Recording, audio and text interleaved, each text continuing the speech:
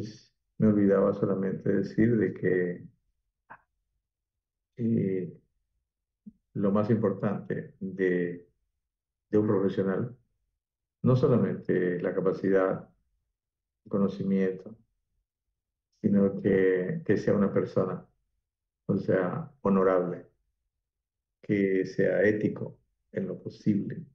Nadie es santo, pero que en lo posible trate de tener ética con sus colegas, con las personas, con los pacientes.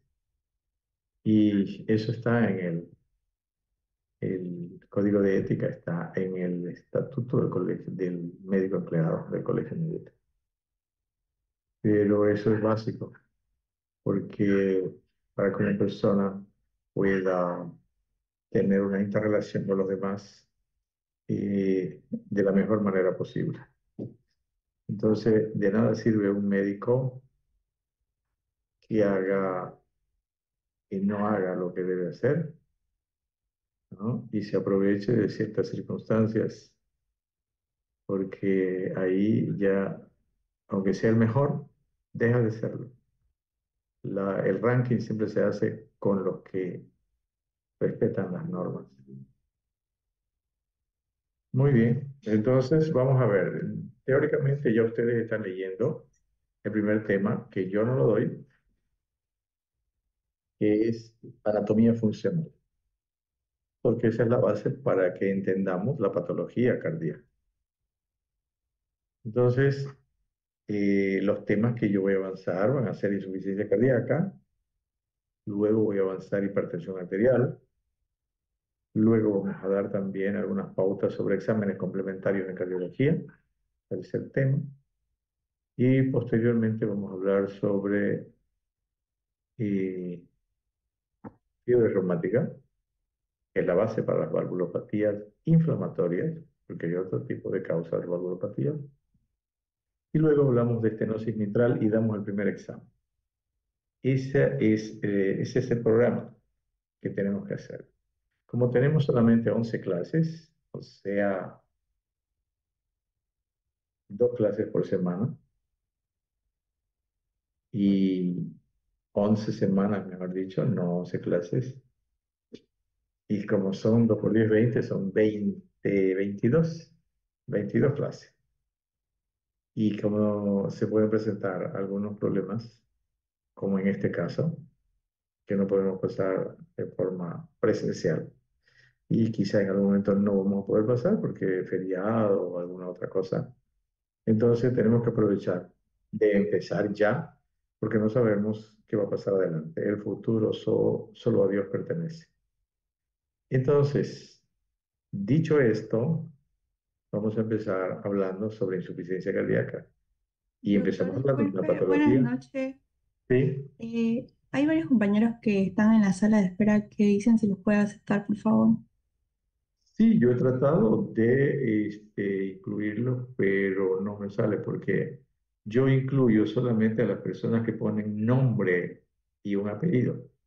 Lo que tienen solo nombre o tienen el nombre de su celular, no, porque esta es una aula para estudiantes de este grupo.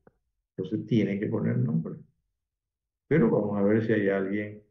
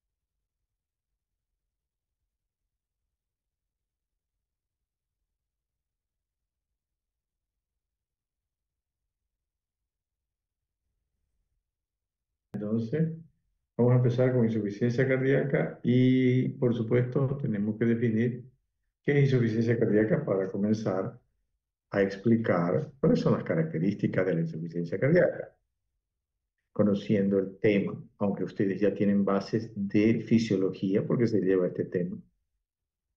En forma más genérica, sí, pero ya tienen una base de lo que es la insuficiencia cardíaca. Insuficiencia, analizando los términos, quiere decir algo que no llena las expectativas de cualquier cosa. Es insuficiente. Quiere decir que en relación al corazón, el trabajo del corazón es insuficiente en este caso. ¿Para qué? Para llenar las necesidades del organismo, de las células, de los tejidos. ¿Qué necesidades? De oxígeno y nutrientes. En este caso, entonces, por eso se denomina insuficiencia cardíaca. Es un estado final de todas las patologías que alteran el corazón. Es el estado final. Entonces, cuando hay una insuficiencia cardíaca, especialmente congestiva, que es la que más notamos, pues tenemos que entender de que es un paciente grave que está en la última etapa del funcionamiento de su corazón. Por supuesto que va a haber una variabilidad importante porque depende mucho de la causa también para que siga el proceso o se pare con el tratamiento, ¿no? De todas maneras, insuficiencia cardíaca con sintomatología específica significa ya un deterioro importante del corazón. Eso significa insuficiencia cardíaca y así lo tienen que ver, así lo tienen que interpretar.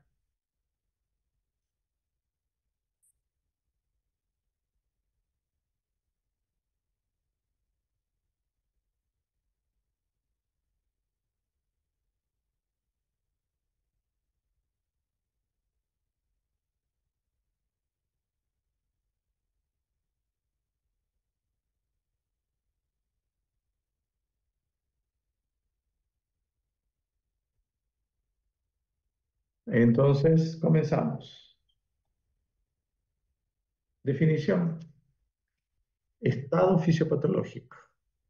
Quiere decir que ya hay un trastorno en el funcionamiento. Estado fisiopatológico.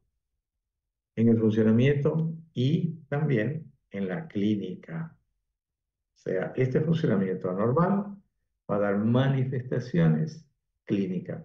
Quiere decir síntomas y signos característicos de una falla cardíaca, en el cual el corazón es incapaz de bombear, es decir, no tiene fuerza para expulsar sangre. Esta definición está más relacionada con, hablando ya de los tipos de insuficiencia, con la insuficiencia cardíaca sistólica, que es la más frecuente, que era la única que se conocía antes. Antes solo se hablaba de una sola insuficiencia cardíaca. Pero ya los exámenes complementarios como el ecocardiograma nos mostraron que no es solamente ese tipo de alteración lo que da como consecuencia una insuficiencia cardíaca. Pero estamos refiriéndonos especialmente a la sistólica, incapaz de bombear sangre de acuerdo a los requerimientos que en esta clasificación desde el punto de vista ecocardiográfico se denomina insuficiencia cardíaca con fracción de eyección disminuida. Ese es el nuevo término. O sea que es incapaz de llevar sangre de acuerdo a los requerimientos metabólicos. Es un factor importante también, eso y tómenlo muy en cuenta. De acuerdo a los requerimientos metabólicos, quiere decir que si yo gasto, yo soy,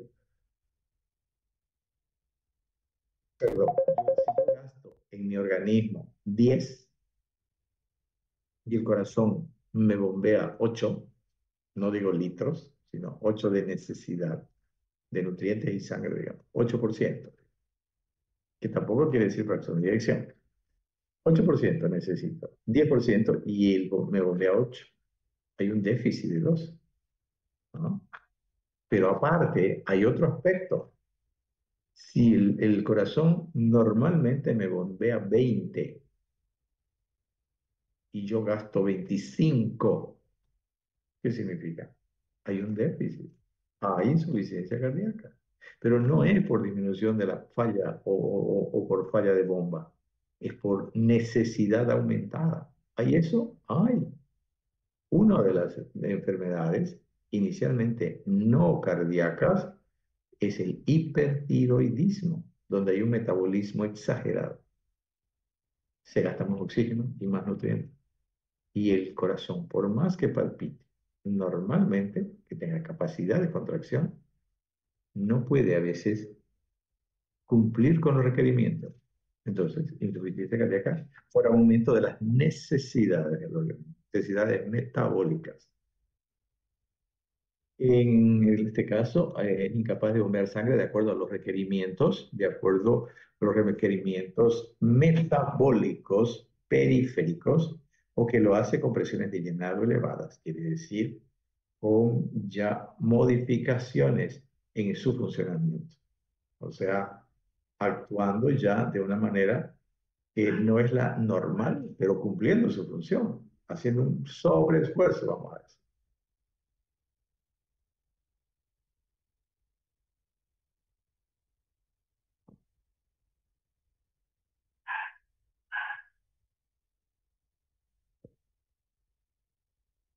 Es importante que ustedes analicen esa definición. Hay otras definiciones.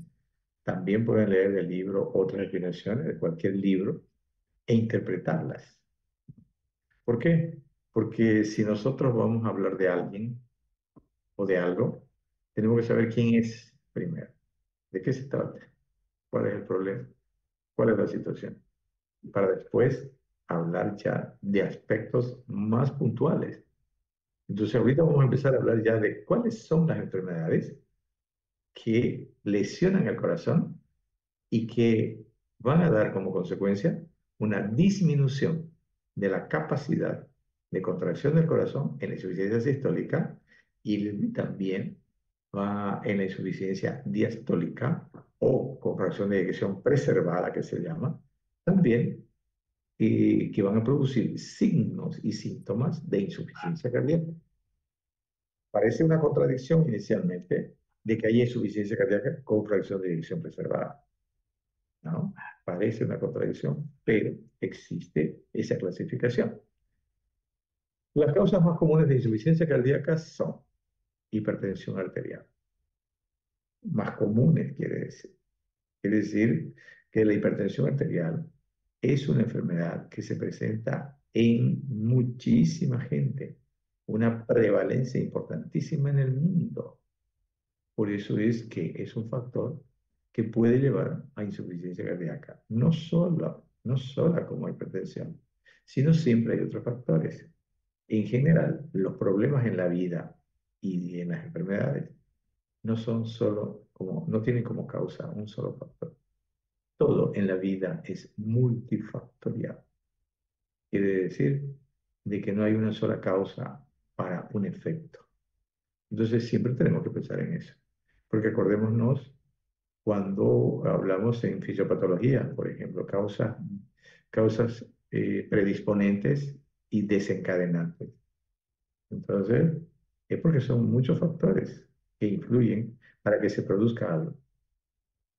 Arteriopatía coronaria, quiere decir trastornos de las arterias del corazón, valvulopatías del corazón, cardiopatías congénitas, miocardiopatía dilatada.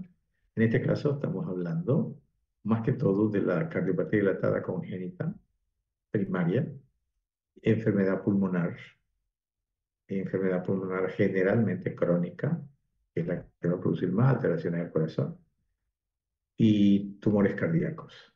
En la miocardiopatía dilatada tenemos que decir de que todas las patologías del corazón que deterioran el órgano, al final, si el paciente no fallece antes, van a llegar a presentar miocardiopatía dilatada. Cuando termine el tiempo, vamos a volver a entrar, ¿ya? Porque es gratis, pero en vez de pensar de que es un problema, yo lo hallo que más bien es positivo. ¿Por qué? Porque nos permite levantarnos y darnos una vuelta para no estar sentados tanto tiempo.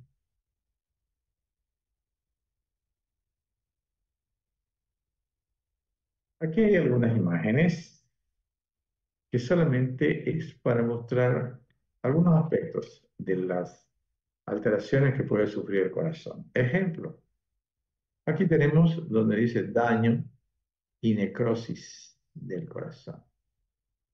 Por ejemplo, aquí existe un infarto. ¿Ya? Estas son las coronarias, esta es la coronaria derecha, coronaria izquierda, el tronco, descendente anterior y circunfleja. Luego tenemos una placa arteriosclerótica coronaria que va creciendo y bloquea el flujo coronario hacia las células miocárdicas. Y luego aquí para mostrar un vaso donde esta flecha indica las paredes del corazón, que es la presión hidrostática que hace el flujo sanguíneo sobre las paredes. La presión arterial mide la fuerza que se aplica a las paredes arteriales, por ejemplo. La hipertensión es una de las causas o factores que llevan a trastornos cardíacos.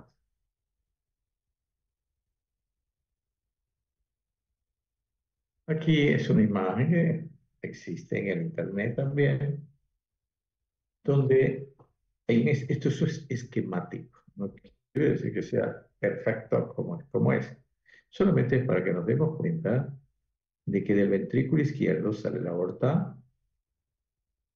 da la vuelta, por supuesto que en el organismo no es así, da la vuelta y pasa por delante de la columna, pero esto es solamente esquemático.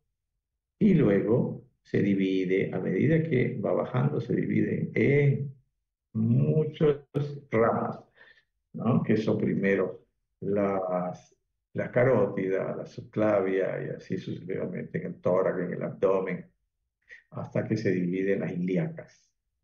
Entonces, esto significa que son todos los vasos pequeños, capilares, que van a irrigar los tejidos del organismo. Y luego viene ya el sector o la parte venosa. Muy bien, entonces estamos explicando la circulación, que la tiene que tener siempre en la cabeza, ¿no? Para poder entender. Entonces la sangre es llevada por los capilares venosos hacia las venas que llevan también esta sangre hacia la aurícula derecha. La vena cava inferior, la vena cava superior. Y por supuesto que no es tan así, ¿no? La cava superior viene de arriba. Pero esto es para decir de que la inferior desemboca y la superior desemboca más arriba. Y por la arteria pulmonar sale sangre no oxigenada hacia los pulmones y luego se oxigena y esa sangre va por las venas pulmonares, que excepcionalmente se llaman venas, y a la aurícula izquierda y pasa al ventrículo izquierdo y luego nuevamente por la arteria. Ese es el circuito mayor y el circuito menor. Muy bien, vamos a ver qué es lo que pasa en la insuficiencia cardíaca. ¿Por qué llega el corazón a ese estado? Y tenemos que partir de una causa, de algún problema que hace que se modifique el corazón y su función. Y por eso es que hablamos primero de noxa. Noxa, causa, etiología. Esta noxa o esta causa va a producir trastornos en el funcionamiento. Estos trastornos inicialmente los conocemos como sobrecarga ventricular en este caso. Sobrecarga quiere decir que tiene más trabajo, le da más trabajo al ventrículo. Y si tiene más trabajo, se va a cansar más rápido. se va a adaptar también a esas circunstancias para poder cumplir con su misión. Y luego de esta sobrecarga provoca disfunción, un trastorno en la función, porque al adaptarse, a modificar su estructura, va a producir una disfunción, alteración de la función. Y esta disfunción va a provocar que aparezcan en el organismo mecanismos de compensación de esa situación anormal. Estos mecanismos de compensación no son los ideales o lo que deberían ser. Quiere decir, no es un mecanismo de compensación, es algo que va a solucionar el problema. En este caso, no. En este caso, más bien puede empeorar la situación. El organismo es el que toma la decisión de que se manifiesten los mecanismos de compensación. Pero ellos no pueden cambiar ya las causas básicas de la patología. Ellos intentan cambiar algo, la hemodinámica, pero después se convierte más bien en una carga más para el corazón. Y por consiguiente, al final de todo esto, va a aparecer la insuficiencia cardíaca. ¿Cuáles son estos mecanismos de sobrecarga cardíaca? Hablando los que producen la noxa, producen sobrecarga, ¿no? Estos mecanismos de sobrecarga son de dos tipos: sobrecarga de presión y sobrecarga de volumen sobre el ventrículo. Puede ser el ventrículo izquierdo o el ventrículo derecho. La sobrecarga de volumen, ¿cuál es la causa? ¿Cuál es la noxa? ¿Cuál es la etiología? Generalmente, insuficiencias valvulares. Esa es la causa, esa es la noxa, la etiología. ¿Qué produce las insuficiencias valvulares? Valvulares quiere decir principalmente las cuatro válvulas. Aumento del volumen diastólico. Aumento del volumen diastólico. Ustedes me entienden porque ustedes han leído ciclo cardíaco. Aumento del volumen diastólico. Con aumento del volumen de eyección. Y posteriormente establece una hipertrofia de tipo excéntrico. ¿Qué significa esto? Hay dos tipos de hipertrofia, concéntrica y excéntrica. La hipertrofia concéntrica generalmente es un engrosamiento de las paredes del corazón, el ventrículo izquierdo en este caso, y ese engrosamiento es hacia adentro, centrípeto.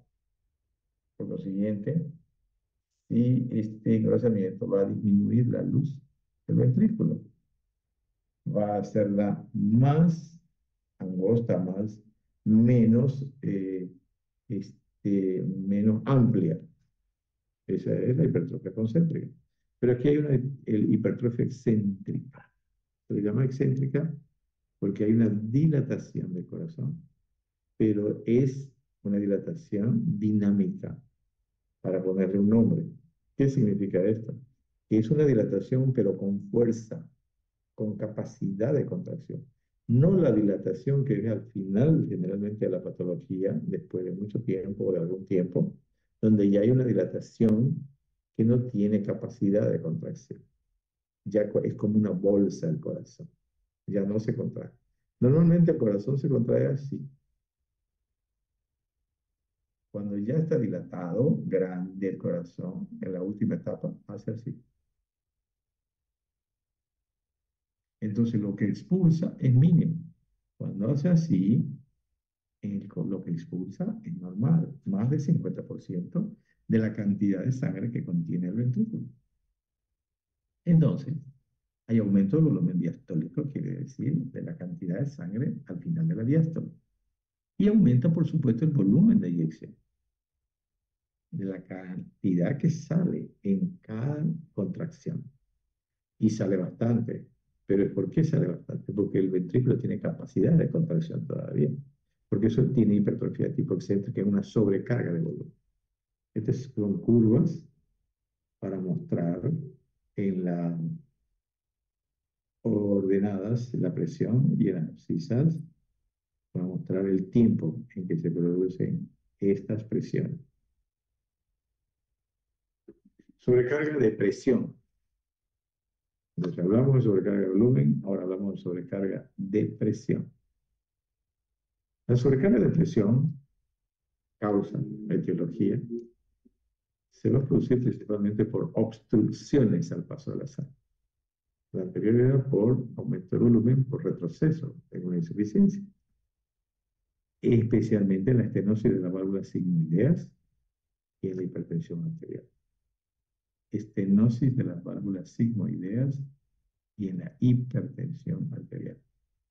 La hipertrofia miocárdica de tipo concéntrica se va a producir en la sobrecarga de presión. ¿Por qué?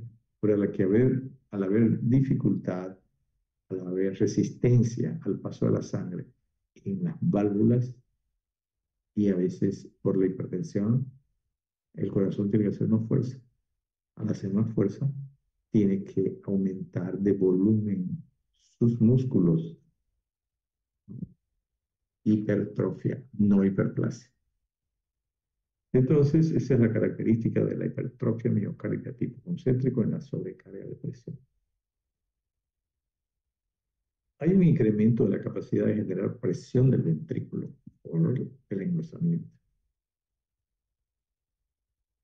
Hay una disminución de la distensibilidad del ventrículo porque al tener más volumen el músculo tiene menos elasticidad, menos se relaja. Eso produce un trastorno también. Ese trastorno se llama disfunción diastólica. Eso se supo solamente cuando apareció la ecocardiografía. Antes no se sabía. Entonces hay un trastorno de la función sistólica y un trastorno de la función diastólica.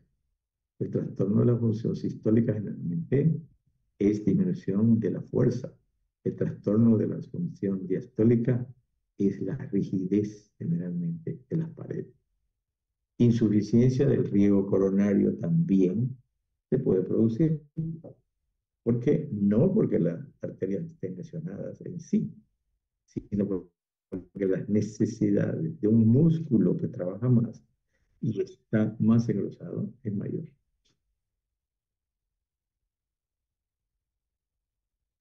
Deterioro de la contractilidad. Esto va a producir un deterioro de la contractilidad, especialmente la insuficiencia sistólica. Es un estado común final para todo tipo de sobrecargas miocárdicas. Estado común final. Les estoy diciendo que al final todas las patologías cardíacas que producen miocardiopatía van a llevar a una dilatación de las cavidades.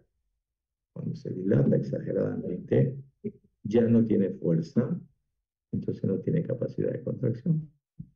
Estado común final para todo tipo de sobrecargas miocárdicas. Aumento del volumen diastólico y sistólico con volúmenes de eyección pequeños.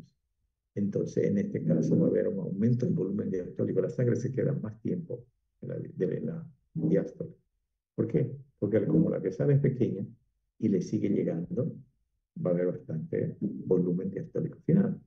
Y el volumen sistólico ventricular inicialmente puede ser importante, pero a la hora de salir ya no sale suficiente como en la hipertrofia excéntrica. Sale muy poco porque ya la capacidad de contracción se ha deteriorado. Miocardiopatía, en la miocardiopatía dilatada hay un deterioro difuso generalmente. En el daño miocárdico postinfarto, deterioro localizado por pérdida de masa contráctil. En estos dos casos puede haber la dilatación del corazón y el trastorno y los diferentes trastornos, disminución de la capacidad de contracción.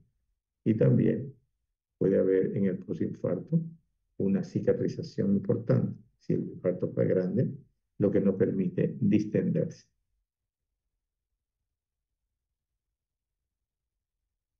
Disminución de la distensibilidad ventricular.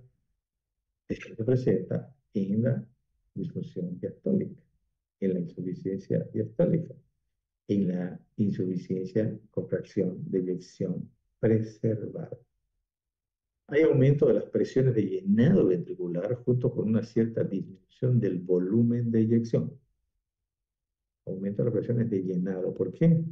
Porque el músculo está rígido, porque no tiene espacio. Entonces, la sangre que entra, se aprieta, no puede entrar. Hay una multitud que quiere entrar a ver un show y entran y no pueden caber. Y hay mucha gente atrás, afuera, y quieren entrar y se apretan. Eso es lo que sucede en este caso. La disminución de la distensibilidad ventricular se caracteriza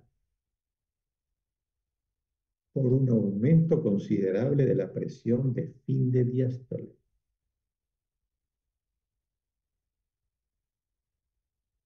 La disminución de la distensibilidad ventricular se caracteriza por un aumento considerable de la presión de fin de diástole.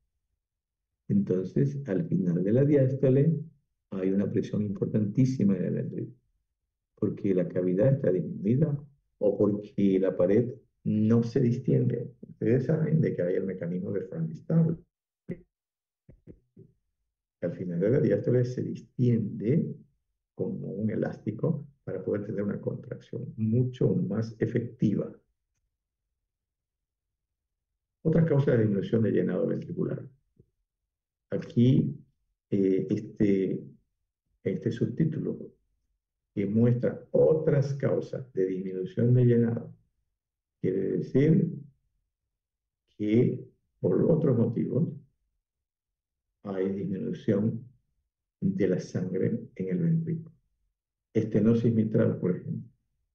La estenosis mitral es una valvulopatía, generalmente inflamatoria, que produce una disminución del orificio valvar por fibrosis, por un proceso inflamatorio.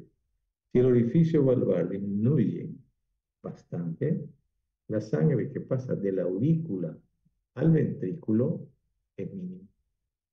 Y con un ventrículo que está casi sano, vamos a tener signos de insuficiencia cardíaca en una estenosis mitral que van a aparecer como si fueran disminución de llenado, o sea, diastólica o con fracción de eyección preservada. Pericarditis constrictivas y derrame pericárdico a tensión son dos causas también que aparentan tener un cuadro parecido a la disfunción diastólica. ¿Por qué? Porque las dos pericarditis, una, el derrame, y la otra pericarditis inflamatoria crónica, el derrame agudo, no permiten que el ventrículo se distienda, porque como hay alrededor, primero en el derrame, una cantidad de líquido o de una sustancia, pus puede ser, que no permite que se distienda. Y en la pericarditis crónica, ya el pericardio, el proceso inflamatorio del pericardio ha hecho que se cicatrice. Entonces es una camisa de fuerza que no deja que el ventrículo se distienda para que le entre mayor cantidad de sangre. Entonces funciona como una causa de disminución de llenado ventricular. Remodelamiento o remodelado cardíaco, como una consecuencia de todas estas alteraciones de presiones y de volúmenes, las cavidades modifican su estructura y a esto se le llama remodelamiento o remodelado cardíaco, porque el corazón tiene que adaptarse, tiene que buscar la forma de cumplir con esa función. Y el remodelado es el conjunto de cambios anatómicos, geométricos. ¿Por qué? Porque el corazón tiene que modificar un poco su estructura para poder mantener su función. Histológico quiere decir de células y moleculares de miocardio que se observa secundariamente una sobrecarga o daño miocárdico o una patología cardíaca y los cambios que se producen se los llama remodelamiento o remodelado cardíaco. Bueno, llegamos a lo que se llama disfunción de ventricular. Ya vimos sobrecarga. Ahora vamos a ver disfunción. Todo relacionado, o todo esto es el camino hacia la insuficiencia cardíaca. Es una fisiopatología lo que estamos viendo. La disfunción ventricular. Insuficiencia cardíaca producida por aumento de la poscarga o por disminución de la contractilidad. Se llama disfunción sistólica. A estas características, aumento de la poscarga o por disminución de la contractilidad, se le llama disfunción sistólica. La insuficiencia cardíaca producida por alteraciones de la relajación de la musculatura ventricular o de llenado ventricular se produce una disfunción diastólica. Esos son los tipos de disfunción. Así como tenemos sobrecarga de volumen, sobrecarga de presión, aquí hay disfunción sistólica y disfunción diastólica. Vamos a ver más ejemplos. La disfunción sistólica, disminución de la capacidad de inyectar sangre desde el ventrículo afectado. ¿Y por qué disminuye? Porque no tiene capacidad de contracción, debido a deterioro de la contractilidad o aumento de la poscarga. ¿Qué es la poscarga? Poscarga es la resistencia que hay hacia adelante del corazón, del ventrículo izquierdo, en los vasos. Básicamente, eso es poscarga. Hay otras características, pero en realidad lo básico es eso. Luego, el aumento del volumen sistólico y disminución del volumen de eyección, disminución del débito cardíaco, aumento del volumen sistólico y disminución del volumen de eyección. ¿Por qué dice aumento del volumen sistólico pero disminuido el de eyección? Porque si bien hay bastante cantidad de sangre en al final de la diástole, lo que sale, el volumen inicial sistólico es bastante, pero lo que sale es muy poco porque no tiene la capacidad de llevar adelante ese volumen sistólico. Y esto produce, por consiguiente, disminución del débito, disminución del volumen de sangre que sale por la aorta, y eso va a ocasionar, por consiguiente, hipoperfusión de órganos.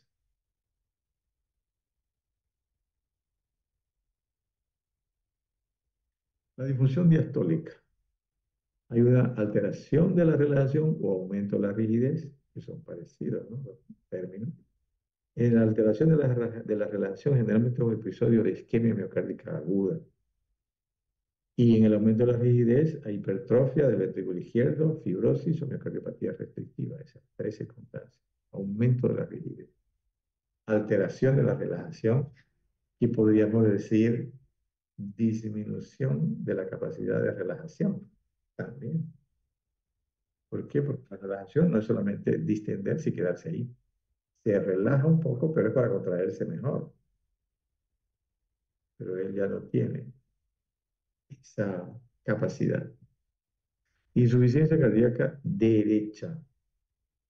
En condiciones normales, las paredes del ventrículo derecho son mucho más delgadas que las del ventrículo izquierdo. Eso es anatomía.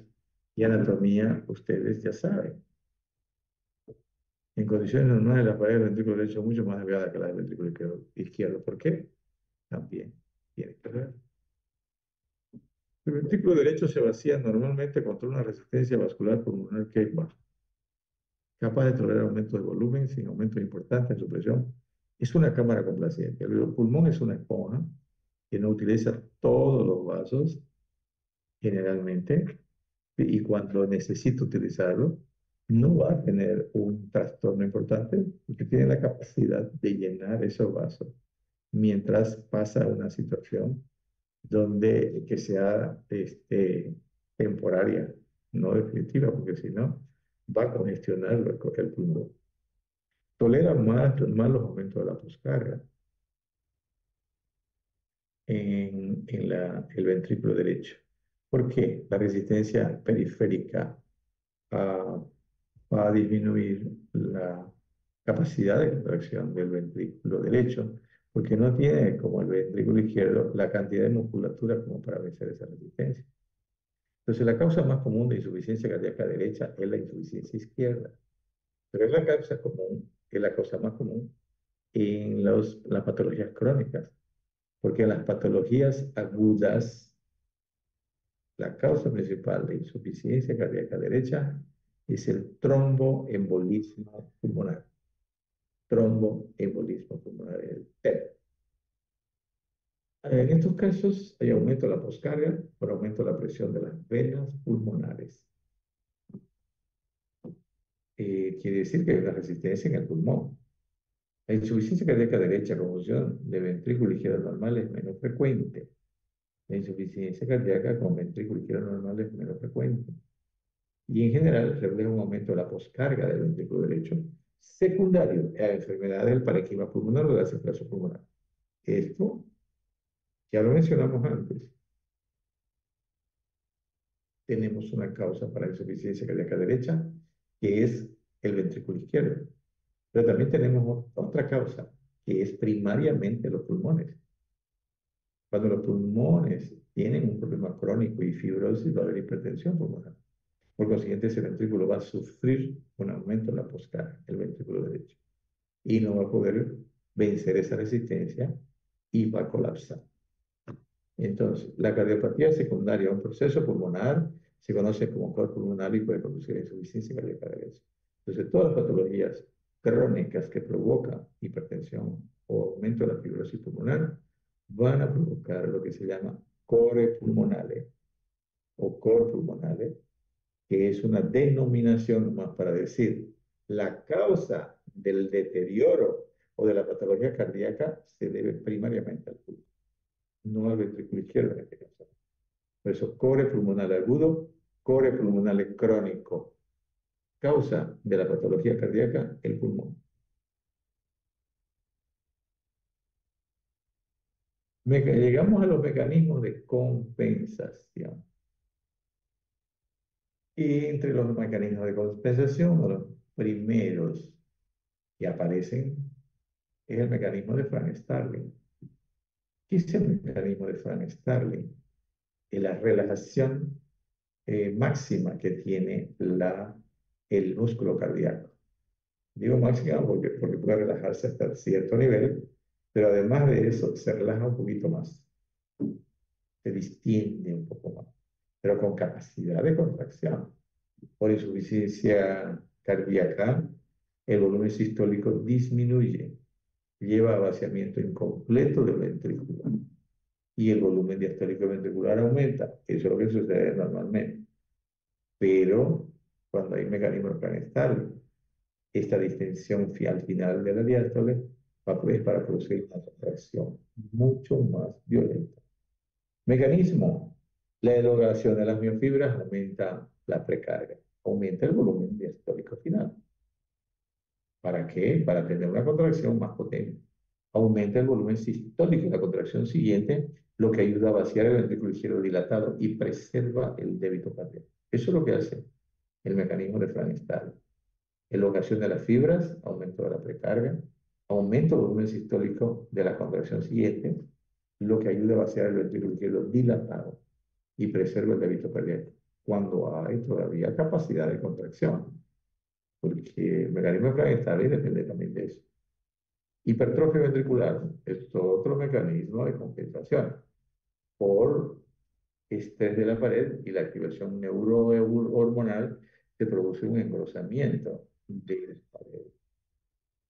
Aumenta el tamaño miocitario y el depósito de matriz extracelular, donde se juntan las células. El resultado compensatorio es que ayuda a mantener la fuerza contráctil ventricular y a reducir el estrés de la pared. Entonces, aumenta el grosor de las paredes.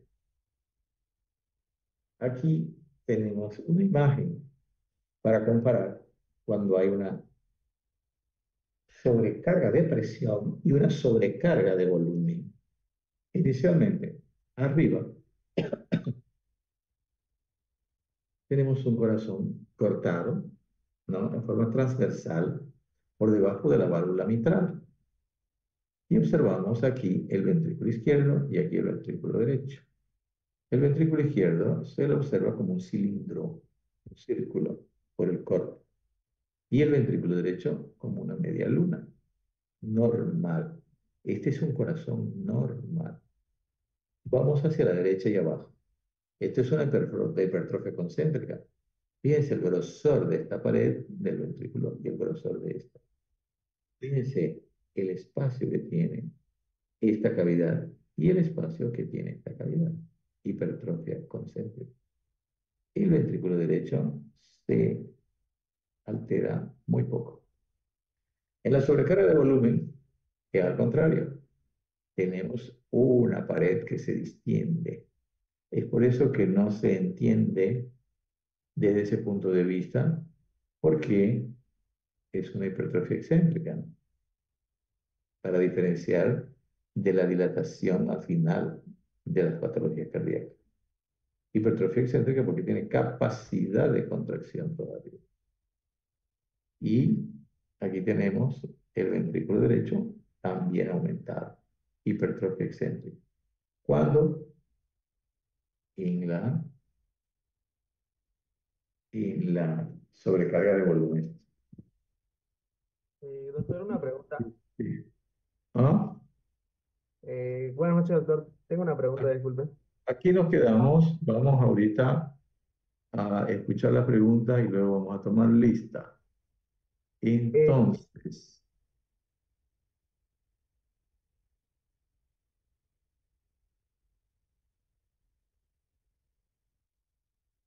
ahora pueden hacer su pregunta. Doctor, una pregunta. Usted habló del infarto agudo de miocardio y en el infarto agudo de miocardio, uno de los mecanismos de compensación es que se crea una circulación colateral con el miocardio que está infartado o dañado, digamos, y con el miocardio que está sano llega a ser una hipertrofia después del infarto agudo de miocardio. Y esta hipertrofia, digamos, después del infarto agudo de miocardio, ¿será una hipertrofia concéntrica o excéntrica? No estoy de acuerdo, no estoy de acuerdo con su afirmación. Primero, porque el infarto de miocardio no va a producir circulación colateral. La circulación colateral se produce a largo plazo cuando hay isquemia primero, ¿no? Si es una patología cardíaca coronaria con angina estable durante años, eso va a producir, porque el flujo va a ir disminuyendo poco a poco y va a disminuir esa presión de la sangre que llega a esa zona y por el otro lado puede llegarle más sangre por esa disminución de la circulación directa. No, no es cuando hay infarto. Cuando hay infarto es chao, se cerró y punto.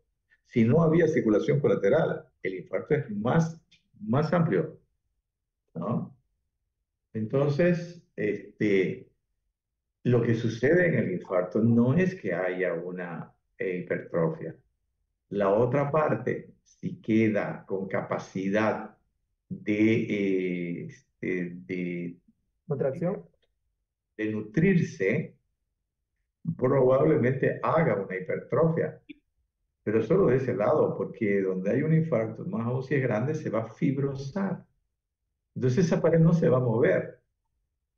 Esa pared si se mueve, se va a mover en forma, digamos, secundaria, porque son las fibras que quedan a su lado que la van a mover nomás, pero ella ya no se mueve. Esa parte, digamos, en forma autónoma, ya no se mueve porque las otras fibras que están de su lado van a moverse.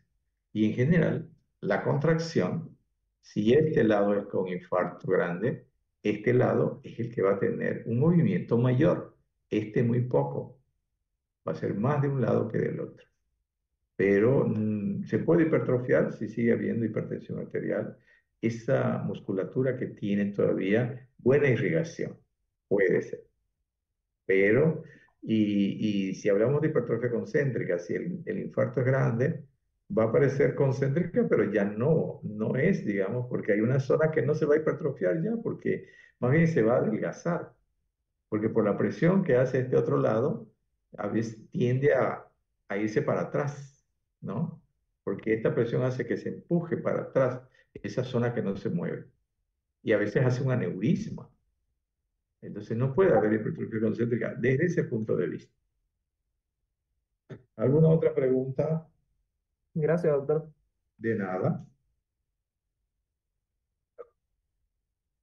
Marcia o Jane.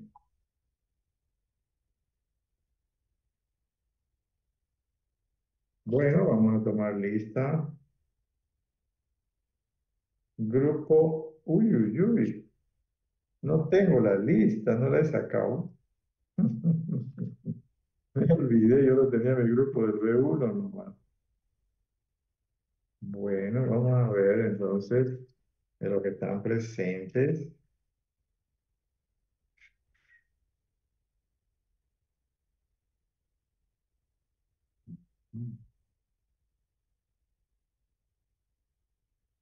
¿Qué tal está la clase? ¿Le entienden? Sí, doctor, es muy buena. Si ustedes no leen el primer tema, van a tener mucha dificultad. Aprovechen ahora, porque después van a querer aprenderlo todo y no van a poder. Entonces, les va a crear dificultades. Que no estoy diciendo que se van a aplazar, ¿no? Porque tienen dos materias más que si sacan buenas notas con ellos, entonces cardiología no va a ser el impedimento. Muy bien, si no hay preguntas, deberíamos Eh, pasar el sábado, pero todavía yo generalmente paso a las 7 de la mañana cuando hay problemas de este tipo que no podemos pasar, por ejemplo, y entonces, pero ahora para que ustedes vayan leyendo, vamos a esperar, vamos a dejar de lado todavía, ¿ya? Entonces el próximo sábado de repente, si es que todavía no hay necesidad porque estamos empezando y vamos a ir una clase más, una clase menos, no es problema. Pero si perdemos otra, vamos a tener que pasar clase extra, ¿ya? Muy bien, entonces estudien desde ahora, porque si no, no vamos a poder. Terminamos el tema de insuficiencia cardíaca y va a haber un repaso escrito. Doctor, una pregunta, perdón. ¿La causa para la sobrecarga de volumen cuál sería? ¿Era la insuficiencia valvular? Exactamente, la insuficiencia valvular principalmente. Ya, gracias. ¿Verdad? doctor, una pregunta. Sí. Cuando hay una retención muy grande de líquido y de sangre en el ventrículo derecho y crece de manera desproporcional el ventrículo derecho, ¿podría desplazar y disminuir la capacidad de llenado del ventrículo izquierdo? Bueno, ese no sería el mecanismo, pero sí tiene sentido, ¿no? Cuando el ventrículo derecho entra en el conflicto, teniendo en cuenta que es el ventrículo izquierdo el que empezó el problema, no hay nada en el pulmón, digamos. El ventrículo izquierdo va a ser la causa de que falle el derecho. En esos casos, primero se hipertrofia el derecho y luego se dilata. En el momento en que se dilata el derecho, se produce una insuficiencia tricuspidia, porque el anillo se distiende y deja una insuficiencia valvar. En ese Ah, caso, la sangre regurgita a la aurícula derecha y a todo el sistema venoso entra en el problema y se producen los edemas, hepatomegalia, edema inferiores, ingurgitación yugular y todo eso. En ese caso, el ventrículo derecho se va a distender, por supuesto, va a tener el mismo problema que el izquierdo cuando hay esa congestión. Y cuando el ventrículo derecho e izquierdo va a tener problemas, principalmente cuando hay hipertensión pulmonar y aunque el ventrículo derecho tenga capacidad de contracción. Pero sí, por supuesto, cuando el ventrículo derecho tiene disminución de la capacidad, por supuesto que la sangre, todo el sistema se va a volver más lento, de acuerdo en eso. ¿Ya? muchas gracias, doctor. De nada. Hasta luego.